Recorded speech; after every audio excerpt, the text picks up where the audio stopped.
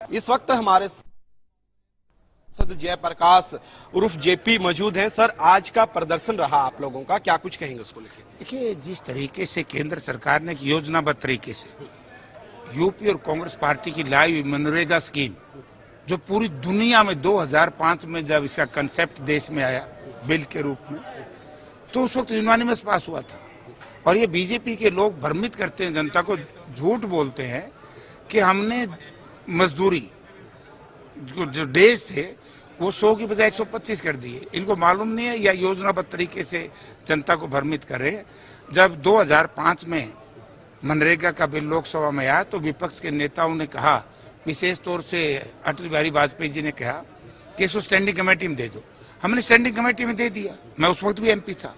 और standing committee जो थी उसका चेयरमैन थे कल्याण सिंह जी।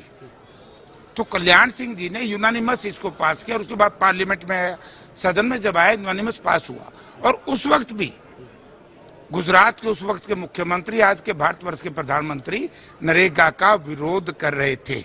यानी कि इनकी जो गोलवालकर की जो नीति है, गरीब विरोधी, किसान विरोधी, वो उजागर हमेशा रहती है। अब स्टैंडिंग कमेटी ने तो 150 दिन दिया है। अगर आप बात करो, 100 की बजाय 125 दिन कर दिया। आज की जो स्टैंडिंग कमेटी है पार्लियामेंट की, उसने कहा कि भाई 150 दिन करो, इन्होंने तो दिन कम कर दिए। तो और उस पर चर्चा भी नहीं कराई, जबरदस्ती इसको पास कर लिया। तो हम इसके खिलाफ है।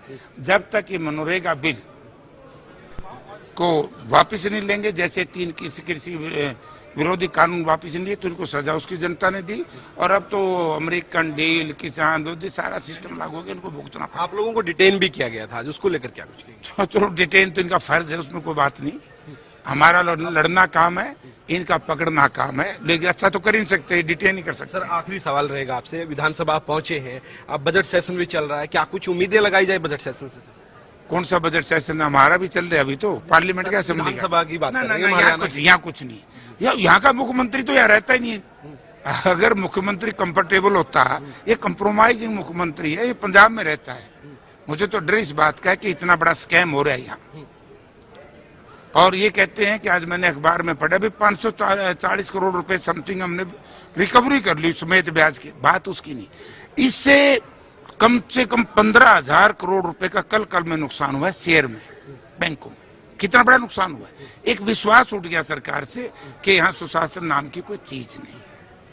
दान घोटाला, शराब घोटाला, रजिस्ट्री घोटाला, एचपीएससी का घोटाला, एचपीएससी के अंदर 3.5 करोड़ रुपए की रकम बरामद हो जाए, लेकिन हर किसी में कहते हैं हमारा ना खर्ची ना पर्ची। सर, आईडीएफसी बैंक है जो फर्स्ट बैंक, उसका भी 590 करोड़ का एक घोटाला सामने आया, उसको लेकर क्या कुछ कहें? ये सरकारी घोटालों की है, ये मैं आज गारंटी के साथ कह सकता हूँ। जो रवैया पिछले 11 साल से इस बीच भाजपा नीति सरकार का रहा है, ये किसी का कुछ नहीं करेंगे। इसमें लिपापोती करके बचाने का हमेशा ही भाजपा ने अपराधियों को संरक्षण दिया, बचाया है। धन्यवाद सर। ये थे हमारे साथ कांग्रेस सांसद जयप्रकाश, जिन्होंने तमाम जानकारी दी। वीडियो जर्नलिस्ट जसवीर के साथ प्रदीप शोकंद, हरियाणा न्यूज, चंडीगढ़।